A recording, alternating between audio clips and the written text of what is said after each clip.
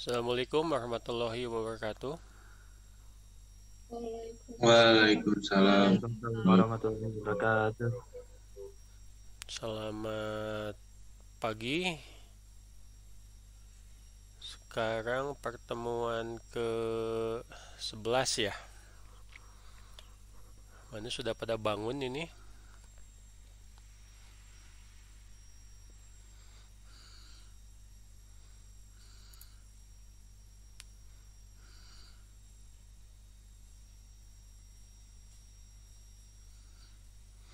Mana wajah-wajahnya?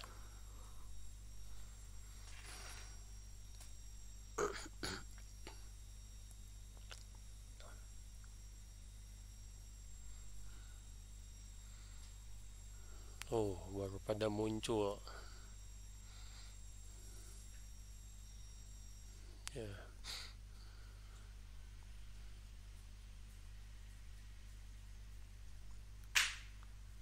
nggak ada yang kesiangan sahur, baru bangun.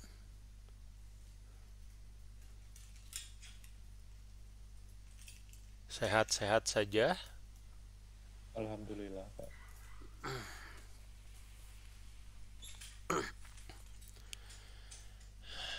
Baik, eh, pertemuan sekarang itu saya bagi dua ya dengan minggu depan membahas evaluasi, tapi ternyata setelah dicoba saya perbaiki bahannya dari semester yang lalu juga ternyata masih cukup panjang. Saya usahakan nanti secepat mungkin menyampaikannya.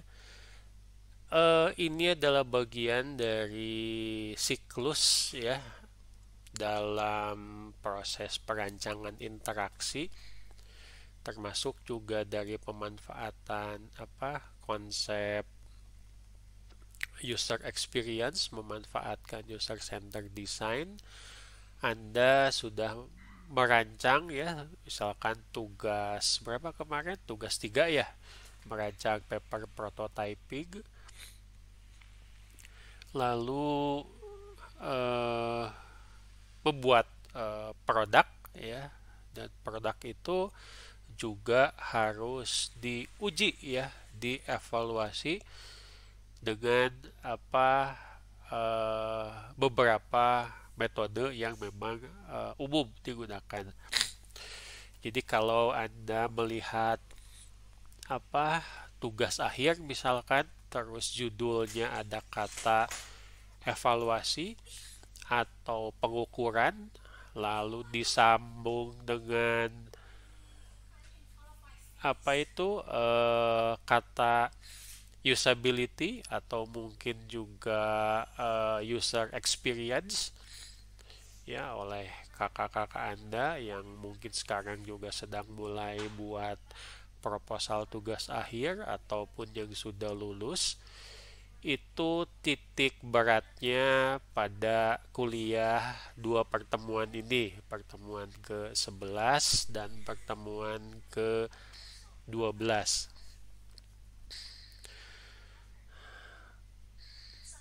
Oke, kita lihat ke materi.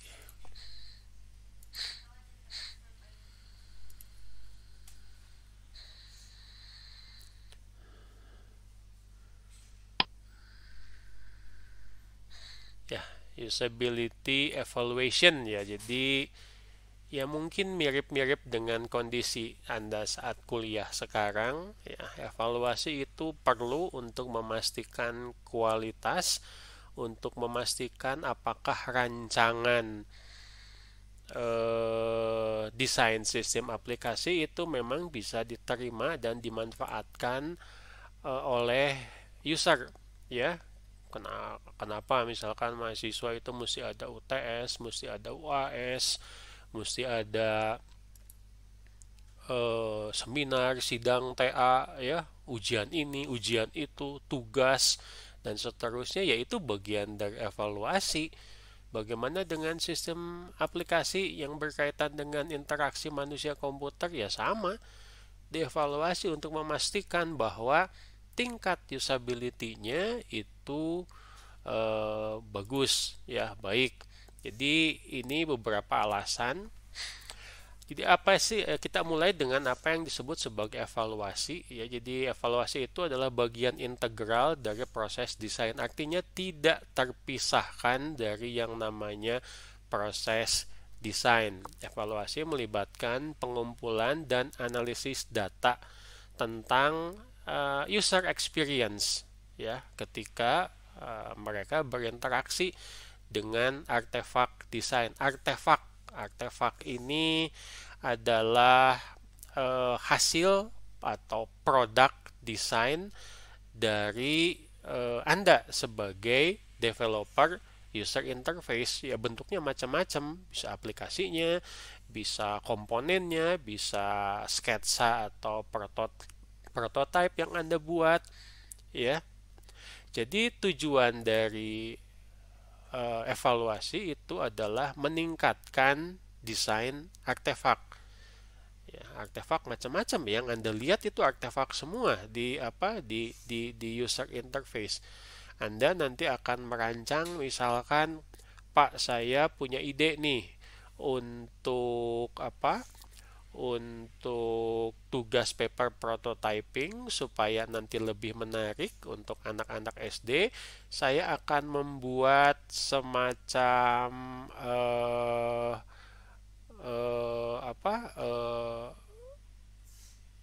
avatar, misalkan semacam logo, yaitu bagian dari artefak ya. Pak, saya mau buat gambar animasi binatang supaya mereka lebih tertarik untuk menggunakan aplikasi. Itu bagian dari artefak ya. Anda membuat menggunakan musik, menggunakan animasi dan seterusnya.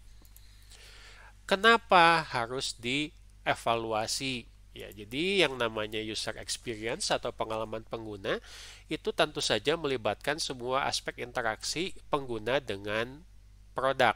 Nah, ini yang harus Anda tekankan, bahwa pengguna mencari pengalaman yang menyenangkan dan menarik dari produk.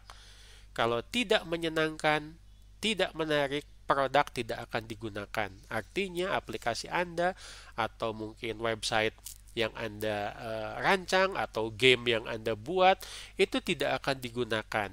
Pakai, lihat, bosan. Nah, kalau ada kata itu, bosan, kok cepat bosannya, berarti tidak menarik, tidak menyenangkan. Yang tidak menarik dan tidak menyenangkan itu sulit dipasarkan. Jadi juga kenapa evaluasi penting, ini tidak bisa lepas dari aspek bisnis. Ya, kenapa mahasiswa dievaluasi terus? Harus ada ujian, harus ada tugas. Loh, itu bagian dari bisnis. Bisnis apa? Bisnis pendidikan, supaya nanti mahasiswa lulusnya itu menjadi lulusan yang berkualitas. Ya, jangan sampai nanti ada mahasiswa lulusan Unpas tidak berkualitas. Ditanya basis data tidak tahu, ditanya pemrograman tidak bisa, ditanya sistem informasi belelo ya, karena tidak pernah baca, tidak pernah pengalaman membuat tugas, membuat merancang sistem, membuat model. Nah, hal-hal seperti ini tetap dilaksanakan di dunia nyata ya, bahwa misalkan desainer dapat fokus pada masalah nyata dan kebutuhan pengguna. Nah, bagaimana kita bisa mengetahui betul bahwa kita sudah menggunakan langkah-langkah user centered design dalam merancang interaksi sistem aplikasi. Tetapi itu juga perlu diuji lagi. Apakah yang kita rancang itu memang betul sesuai dengan tujuannya, atau mungkin tidak sesuai dengan tujuannya. Dengan kata lain, kurang bagus. Nah, ini sebaiknya dilaksanakan, ini sebaiknya evaluasi ini untuk memperbaiki sebuah produk sebelum dijual atau dipakai oleh pengguna. Nah, pertanyaan selanjutnya adalah, apa yang dievaluasi? Semuanya dievaluasi. Kenapa misalkan pada saat saya menyampaikan konsep mengenai paper prototyping itu adalah cara paling awal, paling mudah ya untuk menguji, mengevaluasi tingkat usability. Artinya mulai dari yang berteknologi rendah seperti paper prototyping sampai dengan yang lengkap sudah siap digunakan atau siap diluncurkan ke pasaran atau siap digunakan. Ya, ini di sini ada contohnya misalkan Anda sudah membuat sebuah website e-commerce yang sudah cukup bagus. Nah, harus diuji. Misalkan kan tujuan dari website e-commerce itu adalah jualan ya. Jualan itu orang pasti nyari dulu, orang milih ya. Lalu orang misalkan lihat informasi, lihat harga, lalu beli, lalu laksanakan transaksi. Lalu bisa mengetahui apa kondisi barang mungkin nanti sampai apa tempat tujuan. Nah, apakah itu mudah dilakukan? Apakah itu sesuai? Ya, ternyata untuk mencari barang saja di websitenya itu sulit. Ya gimana mau beli? Orang carinya saja susah. Ya,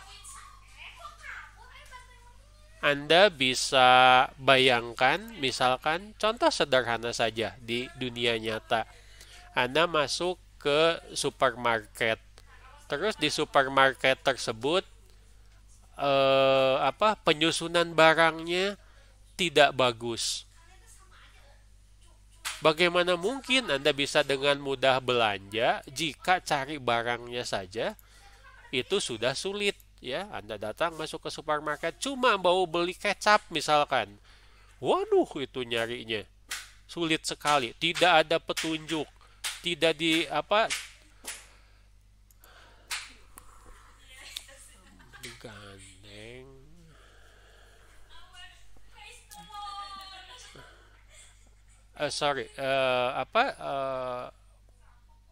Sulit untuk mencari, sulit untuk mendapatkan. Bagaimana orang bisa mau beli?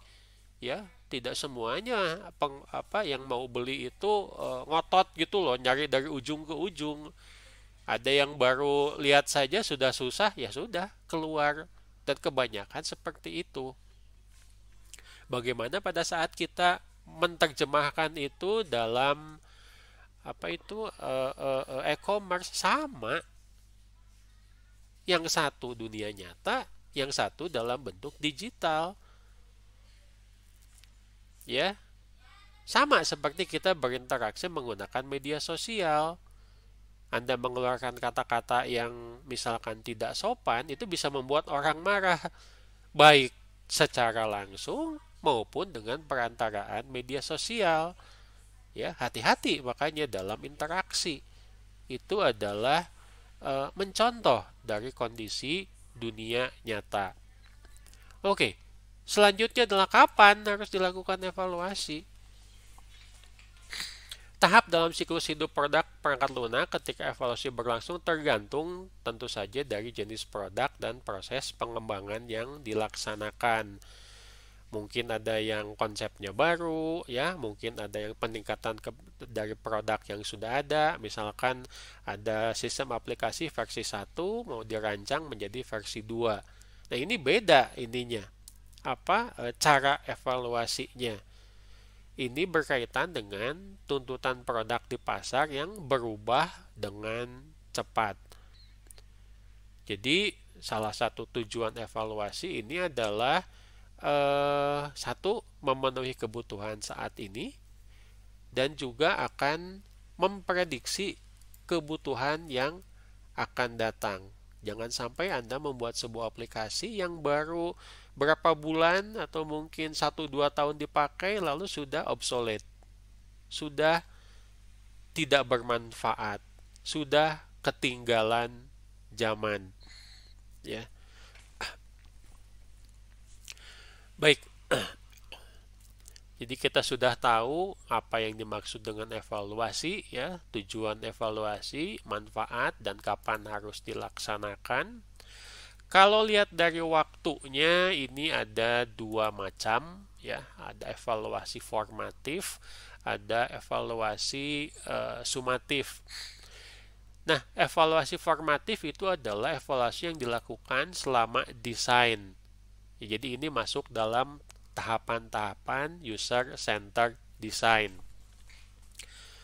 Lalu ada evaluasi sumatif, yaitu evaluasi yang dilakukan untuk menilai keberhasilan sebuah produk. Ini tentu saja dilaksanakan sesudah aplikasinya selesai atau aplikasinya sudah ada.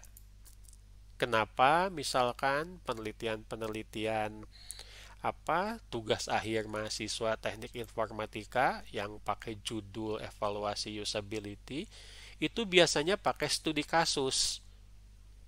Ya, ada yang studi kasusnya ke perusahaan tertentu atau ke organisasi atau instansi tertentu. Lalu misalkan mereka mempelajari websitenya dievaluasi, ya, lalu diberikan rekomendasi-rekomendasi untuk perbaikan dengan tujuan peningkatan usability.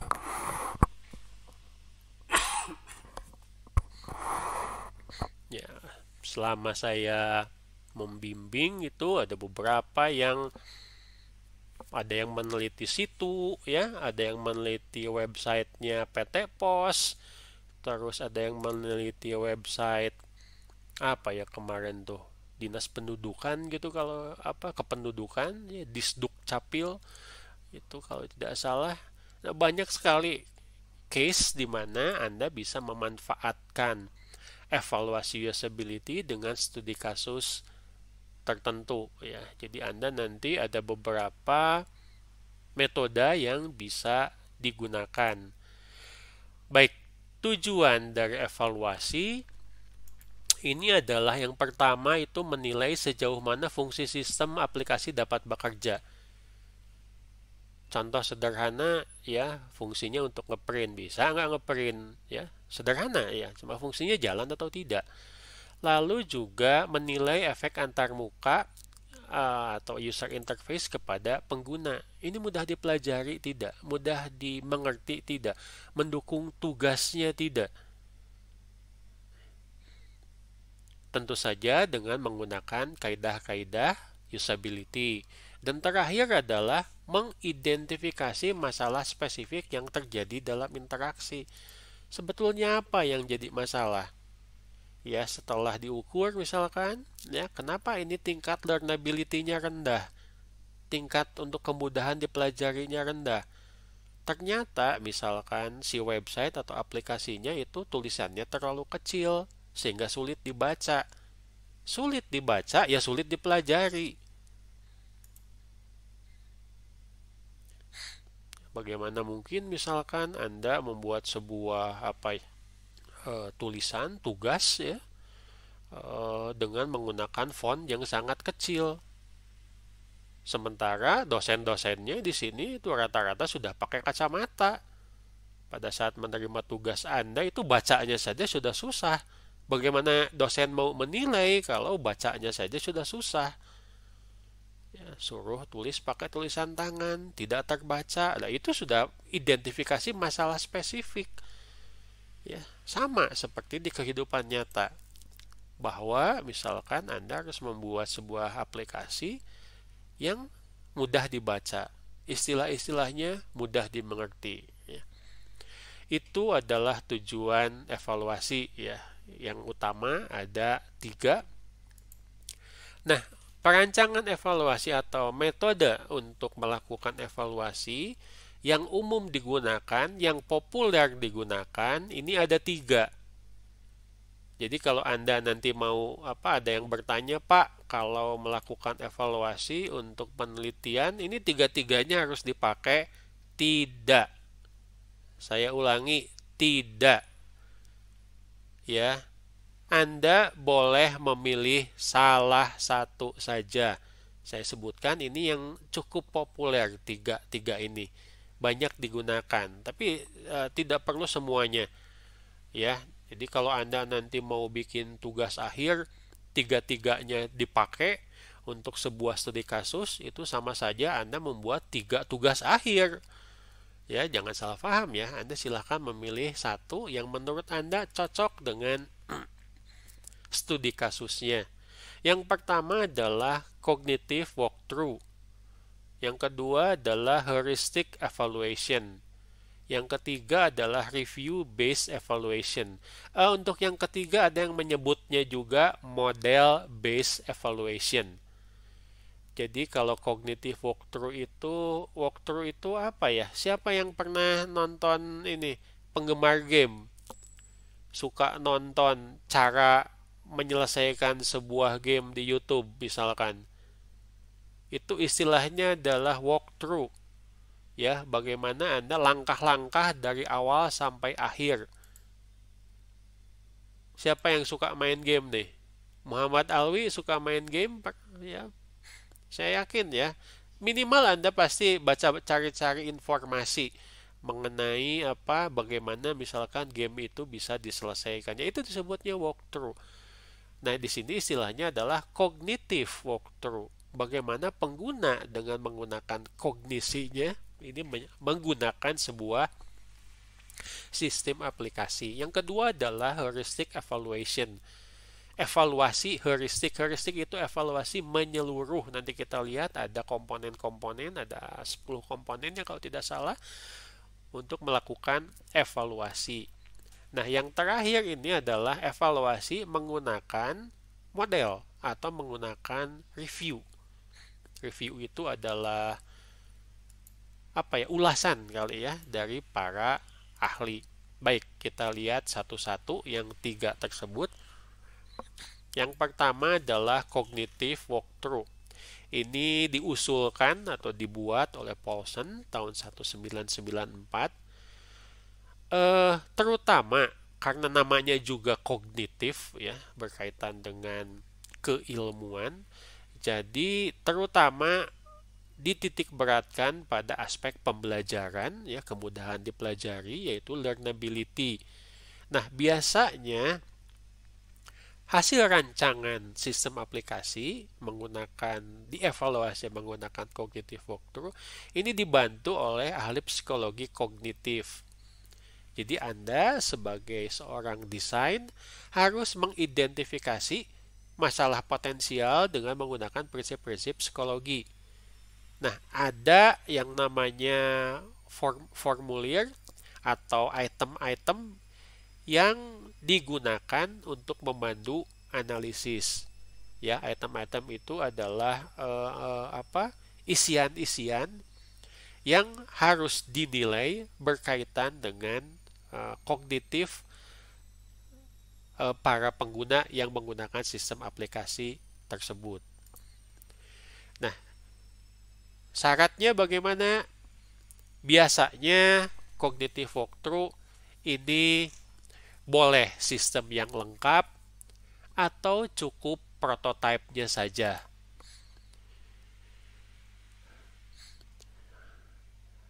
Lalu di formulir tersebut harus ada uraian tugas yang harus dilakukan oleh para pengguna. Misalkan dia mau ngecek untuk ngeprint, ya, Anda menyediakan atau si ahli psikologi itu menyediakan interaksi apa yang dilakukan harus bisa dilakukan oleh pengguna untuk ngeprint. Lalu dicek, ada kesulitan tidak? Ada masalah tidak? Ya, sehingga semua fungsi ini dimasukkan dalam daftar. Jadi ada daftar lengkap tindakan tertulis yang dibutuhkan untuk menyelesaikan sebuah tugas. Nah, dari sini bisa dilihat ya, user ada masalah tidak? Pengalaman apa yang didapatkan oleh user? Pengetahuan apa yang dapat didapatkan oleh user dan bisa diidentifikasi oleh orang yang melakukan evaluasi. atau evaluator. Ya, ada yang menyebutnya juga asesor ya, yang melakukan assessment atau penilaiannya, itu cuma istilah saja. Anda boleh pakai yang salah satu atau dua-duanya. Jadi cognitive walkthrough ini lebih ke aspek psikologi. Ya, ingat mengenai usability, efektif, efisien, satisfaction. Satisfaction ini berkaitan erat dengan psikologi. Rada susah ngukurnya. Ya, jadi tetap tapi harus ada penilaian-penilaian tertentu. Siapa yang menilainya? Ya, tidak apa-apa evaluator, tetapi acuannya tetap kepada pertanyaan-pertanyaan yang disusun oleh ahli psikologi kognitif. Nah, ini yang kurang lebih ditanyakan secara garis besar ya. Karena setiap sistem aplikasi pertanyaannya biasanya spesifik, tapi bisa terbagi menjadi 4 bagian besar. Yang pertama adalah apakah efek dari tindakan akan selalu sama dengan tujuan pengguna. Anda ngeprint caranya begini, mudah. Anda ngeprint ke 100 kalinya tetap sama mudahnya, berarti bagus. Bukan tidak mungkin ada sebuah sistem yang ternyata mengalami problem. Anda melakukan download misalkan, setelah lebih dari 500 kali download ternyata muncul masalah. Lalu yang kedua adalah apakah pengguna melihat bahwa tindakan yang dibutuhkan tersedia? Bagaimana caranya untuk bisa menanggulangi terjadinya kesalahan misalkan? Ada bantuan tidak dari sistem? Kalau ada bantuan berarti tingkat usability bagus. Tidak ada bantuan, ya tidak bagus. Ya. Ketika pengguna menemukan tindakan yang benar, itu memang betul yang mereka butuhkan tidak? Ya, jangan-jangan tindakan yang benar menurut developer, tapi menurut pengguna itu tidak dibutuhkan. Hati-hati ya. Jangan sampai Anda nanti berbeda persepsi dengan pengguna. Lalu jika sudah dilakukan tindakan, ada feedback tidak? Ada umpan balik tidak dari sistem? Dalam berbagai bentuk. Ada pesan kesalahan, ada saran, ya, mungkin ada informasi yang harus disampaikan.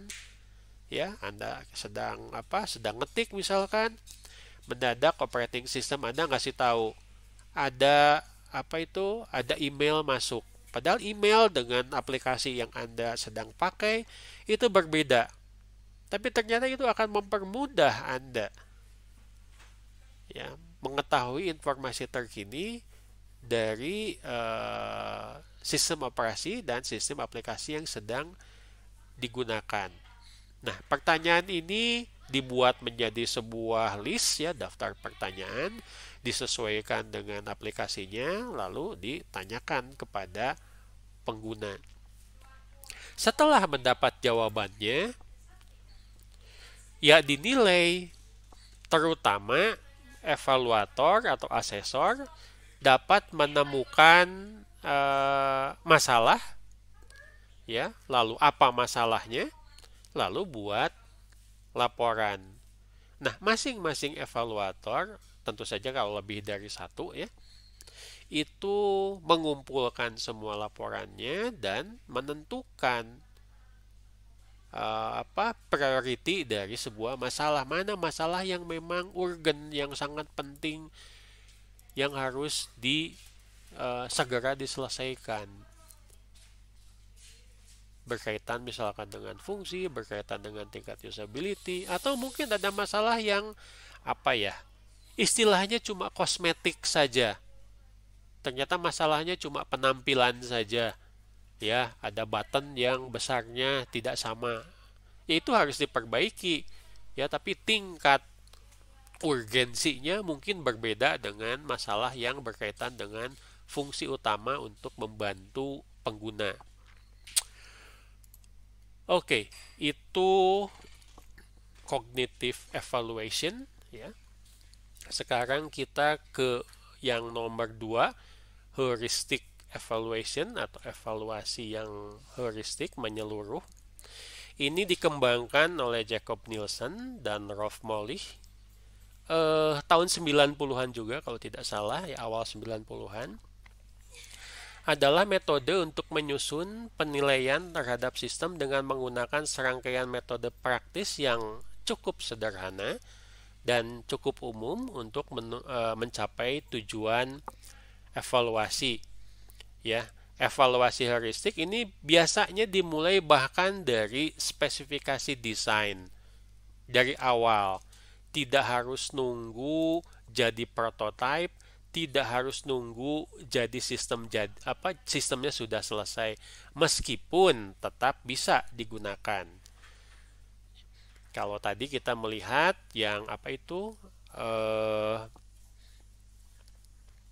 cognitive evaluation itu harus minimal ada prototype. Kalau ini heuristic evaluation, mulai dari perancangan itu sudah bisa digunakan. Ada prototype bisa digunakan. Sistemnya jadi juga bisa digunakan. Ya, ini contohnya yang sudah jadi website misalkan ya, website berita, website e-commerce atau website perguruan tinggi misalkan. Nah, ini yang dinilai ada 10. Yang pertama adalah visibility of system status. Ya, status sistem itu kelihatan. Ya, match between system and real world. Cocok antara kondisi di sistem dengan di dunia nyata. Lalu user control and freedom. Ada kebebasan untuk menggunakan kontrol pengguna. Konsistensi, ada standar. Lalu nomor 5 ini lebih mudah dikenali daripada diingat ya. Misalkan nanti kita lihat contoh-contohnya ya. Salah satunya itu adalah menu. Yang nomor 6 itu adalah mencegah kesalahan. Nomor 7 ada fleksibilitas dan efisiensi. Nomor 8, nah ini berkaitan dengan cocok ya untuk menilai desain awal ya, terutama yang sedang Anda lakukan sekarang, tugas besar, paper prototyping, estetika dan desain yang minimalis ya. Lalu nomor 9 ada help ya, ada bantuan. Dan nomor 9 ini bantuan berkaitan dengan kesalahan, dan nomor 10 ini bantuan umum dan dokumentasi. Nah, 10 faktor ini menjadi yang dinilai dalam evaluasi. Apa yang mau dinilai ini pada saat Anda melihat sebuah website yang sudah digunakan? Ya, 10-nya. Ini nanti diterjemahkan menjadi daftar pertanyaan baik kepada pengguna maupun terutama pengguna ya, memastikan bahwa pertanyaan-pertanyaan tersebut akan mendapat nilai yang baik dan sehingga evaluasi usability-nya menjadi bagus. Oke, kita lihat sekarang contoh-contoh yang bisa dinilai dari ke-10 heuristic evaluation tersebut. Nomor 1, visibilitas dari status sistem. Segera menginformasikan status sistem dengan cepat dan secara berkala serta ada umpan balik. Kalau misalkan memori bermasalah, silahkan segera dikasih tahu. Ya, kalau download sudah selesai, langsung dikasih tahu download sudah selesai. Itu contohnya. Status sistem misalkan jam misalkan, jamnya ya harus sesuai dengan kondisi di waktu yang nyata ya. Lalu ada kecocokan antar sistem dan dunia nyata. Contohnya adalah menggunakan bahasa atau istilah yang dipahami pengguna. Jangan sampai menggunakan bahasa yang aneh-aneh. Ya, Anda membangun sebuah sistem aplikasi misalkan untuk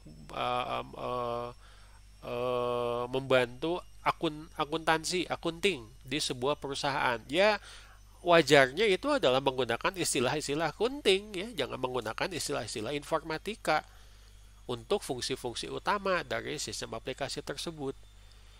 Lalu kemudahan kontrol pengguna, undo dan redo. Bagaimana pengguna bisa membatalkan satu langkah proses ya, atau mengulang kembali satu langkah proses, kontrol pengguna. Lalu selanjutnya adalah konsistensi dan standarisasi. Konsisten tadi sudah saya bahas ya, untuk yang di mana itu, yang di di cognitive evaluation, bahwa setiap fungsi yang digunakan pasti hasilnya konsisten. Apapun itu fungsinya. Ya, jangan sampai Anda dalam baik pemrogramannya, baik dalam desainnya, itu ternyata merancang fungsi yang tidak konsisten. Kadang-kadang A hasilnya, kadang-kadang B, kadang-kadang C. Itu akan membuat user tidak nyaman. Lalu pencegahan kesalahan. Contohnya memberi peringatan sebelum terjadi kesalahan. Bisa memberi contoh? Halo Agung Gumelar. Ya Pak. Alhamdulillah Agung sudah bangun. Bisa memberi contoh pencegahan kesalahan? Bagaimana misalkan Windows atau aplikasi tertentu mengeluarkan message atau pesan mencegah kesalahan yang dilakukan oleh user? Message message ini mungkin Pak yang kayak antivirus itu. Ya. Antivirusnya itu dimatiin, ada pencegahan itunya Pak. Kesalahan ya, kalau itu berkaitan dengan visibility dari status system. Contoh misalkan Anda mau save file atau mau ngeprint atau mau download, ada tidak pencegahan kesalahan? Pernah tidak misalkan Anda mau copy file ke USB, terus keluar pesan?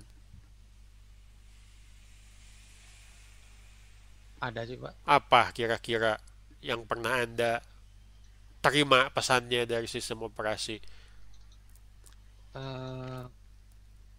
Mungkin karena memori dari flashdisknya penuh, ada iya itu contohnya ya, masih tahu ke Anda ya bahwa file yang akan di-copy itu terlalu besar sehingga tidak bisa masuk ke USB. Itu contoh dari pencegahan kesalahan. Oke, terima kasih Agung. Terima kasih Pak. Lalu mudah dikenali bukan untuk diingat. Contoh tersedia field label atau item menu yang mudah dicari dan digunakan. Coba Yusril. Halo Yusril. Wah, Yusril nggak ada. Nih kemana Yusril? Halo Pak. Halo, ada. Apa yang dimaksud dengan field label? Label field. Contoh pada saat Anda membuat aplikasi basis data, apa ya itu label field itu ya?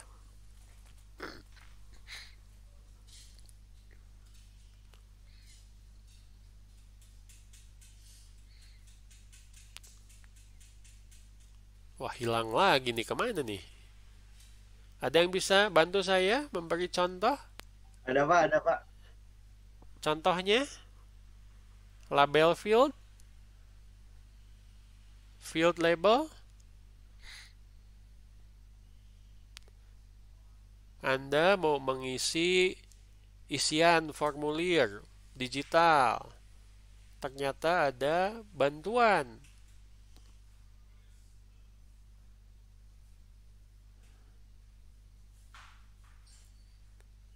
Wah, coba nih saya tanya sama siapa nih? Sama Sally. Iya, Pak. Ingat tidak di Halo Sally, kok menghilang?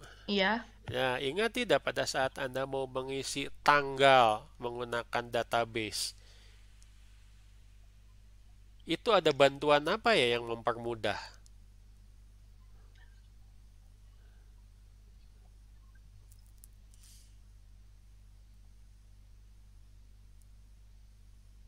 Halo? Menghilang lagi. Zahra, halo?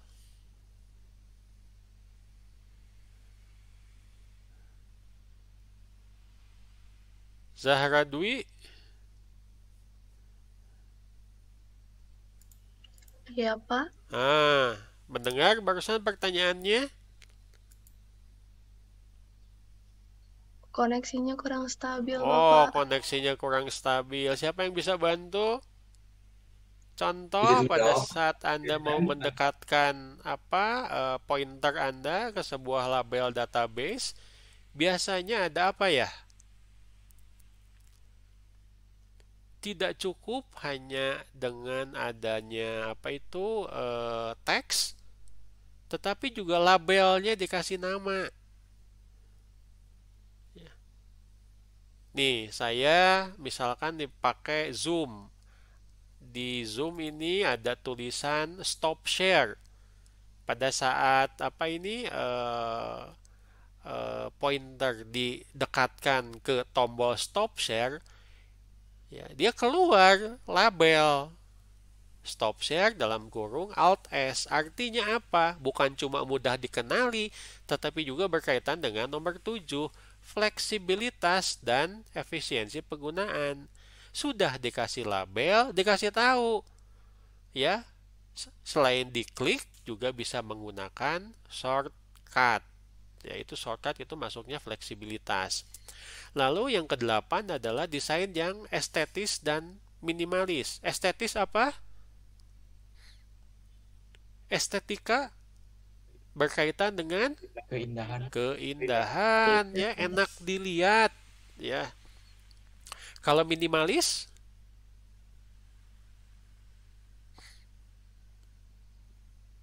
ya minimal, ya, artinya simple. Yang ditampilkan itu yang penting-penting saja. Kalau yang tidak terlalu penting ya jangan ditampilkan, ya.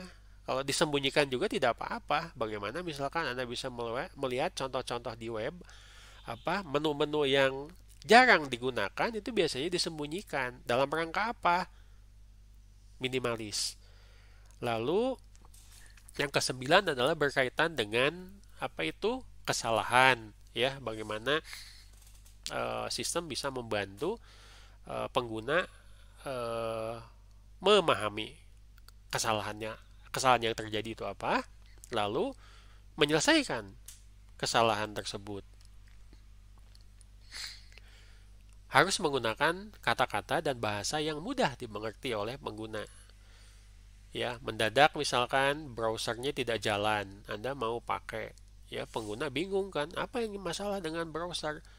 Ternyata browsernya tidak bermasalah, yang bermasalah itu adalah jalur internetnya. Ya, diberitahu sama sistem, ya, sama aplikasinya, internet putus, silahkan periksa wifi misalkan. Nah, itu salah satu, ya, membantu pengguna. Dan 10 bantuan dan dokumentasi. Ya, kalau nomor 10 gampang ingatnya. F1 harus ada, wajib itu.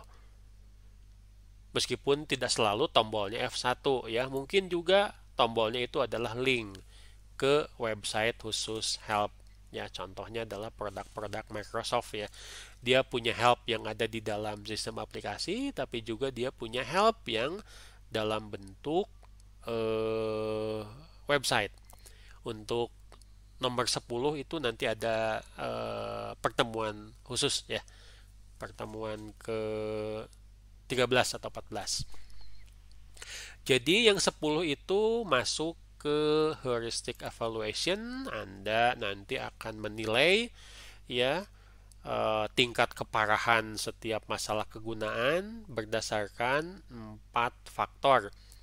Seberapa umum masalahnya, seberapa mudah bagi pengguna untuk mengatasi, apakah itu masalah yang cuma sekali terjadi atau mungkin terus-menerus, dan seberapa serius sehingga nanti hasil penilaiannya untuk setiap problem yang muncul dari ke-10 komponen tersebut, ini mulai dari 0 sampai dengan 4. Mulai yang memang tidak ada masalah ya, nomor 0 ini, sampai dengan yang disebut sebagai bencana kegunaan. Ya, ini terjemahannya mengerikan sekali ya, karena bahasa Inggrisnya ini adalah usability disaster. Ya, masalahnya ini benar-benar berat. Dalam beberapa kasus ini harus dirancang ulang dari desainnya, karena ternyata sangat menyulitkan. Ya, ingat tadi saya memberi contoh ya untuk website e-commerce. Bagaimana mungkin orang bisa belanja kalau ternyata untuk cari barang aja susah?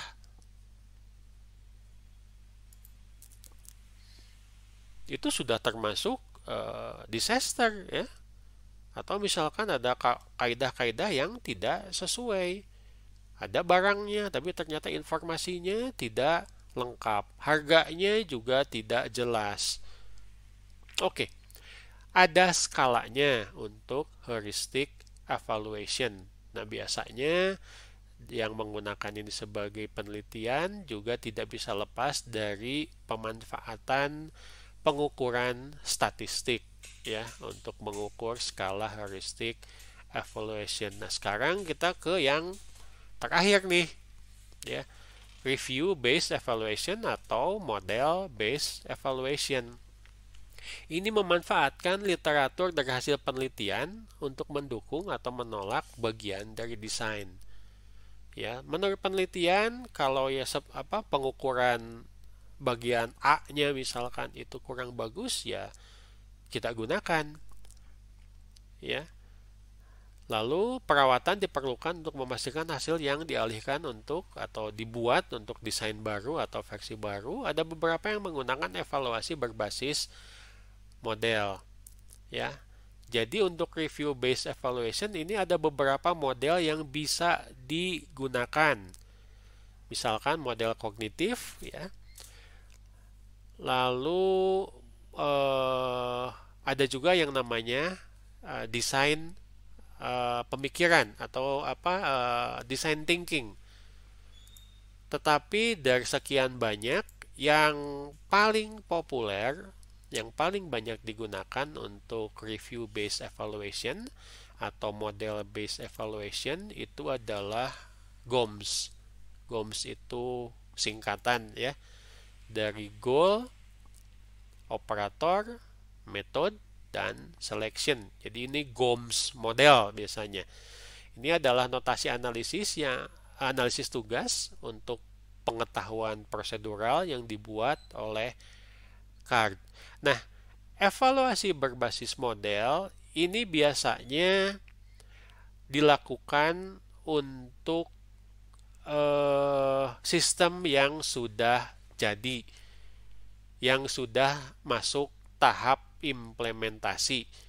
Kenapa? Karena ternyata GOMS itu sintak dan semantiknya mirip dengan bahasa pemrograman.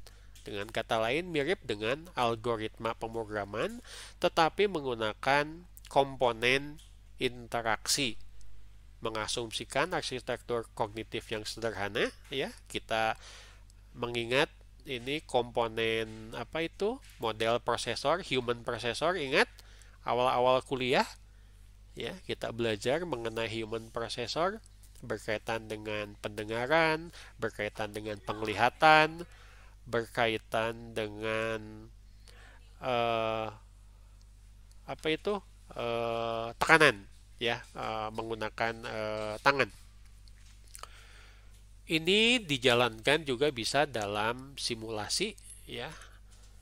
Lalu ya tadi saya sudah menyebutkan bahwa sebaiknya sistemnya sudah jalan sehingga kondisi runtime atau pada saat dijalankan bisa memprediksi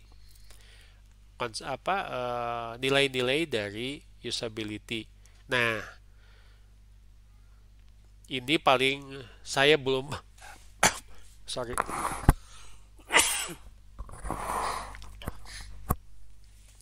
Saya belum pernah membimbing mahasiswa TA-nya menggunakan GOMS ya. Karena salah satu alasannya GOMS ini dekat sekali dengan bahasa pemrograman. Kenapa? Karena modelnya seperti ini. Yang pertama, Anda harus paham tugas-tugas yang harus dilakukan oleh user berbantuan komputer. Lalu ya kaitannya dengan PUM ya, Programmable User Model. Model user yang bisa dibuat program. Sudah dekat sekali dengan bahasa pemrograman. Jadi ini contohnya nih. Ya, mirip-mirip sekali, hampir sama dengan langkah-langkah yang harus Anda perhitungkan dalam perancangan algoritma. Ini Anda bisa lihat contohnya ya. Untuk mendelete sebuah kata dalam sebuah aplikasi word processor misalkan, ini Anda sampai harus paham langkah-langkah per langkah ya.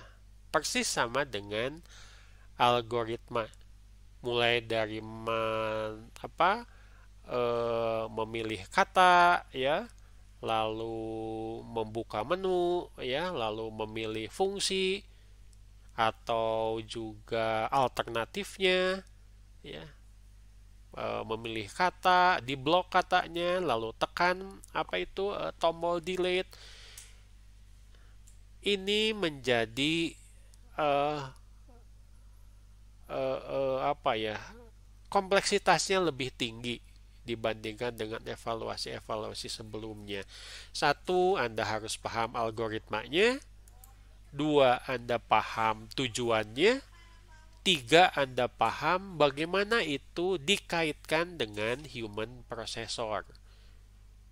Ini fungsi ini dilihat saja, fungsi ini didengar, atau fungsi ini harus dilakukan sesuatu, menekan tombol, menggerakkan mouse, atau pakai touchscreen ya. Nah, jadi mahasiswa kalau pakai GOMS ini melakukan penelitian mungkin males ya, karena di satu sisi dia harus bergelut dengan IMK, di sisi lain juga dasar-dasar pemrograman. Ini lebih kompleks. Jadi untuk yang menggunakan GOMS ini juga setidaknya menurut saya Anda harus paham algoritma ya, Anda harus paham bagaimana nanti sistem aplikasinya, bukan nanti ya, sudah diaplikasikan. Ini bayangkan hanya untuk sebuah metode ya, untuk mendelete kata. Berarti semua metode yang ada dalam aplikasi tersebut harus diteliti satu demi satu. Walah, makan banyak waktu ya. Ya sama saja seperti Anda merancang algoritma untuk membangun sebuah sistem aplikasi. Jadi setiap metode, ini analisis itu didekomposisi sampai dengan apa yang disebut sebagai operator primitif, operator paling rendah. Tadi sebutkan misalkan untuk mendelete sebuah kata, didekomposisi step-stepnya sampai dengan diketahui ini dilaksanakan pakai cara yang mana. Apakah menekan tombol mouse misalkan, atau tombol keyboard, atau pakai voice recognition ya, silahkan itu. Mungkin alasan sedikit yang atau hampir tidak ada yang menggunakan GOMS ini adalah kompleksitasnya. Bagaimana Anda bisa menjelaskan setiap langkah dalam algoritma itu aspek interaksinya yang nanti akan dikaitkan dengan human processor. Oke, itu materi kita hari ini.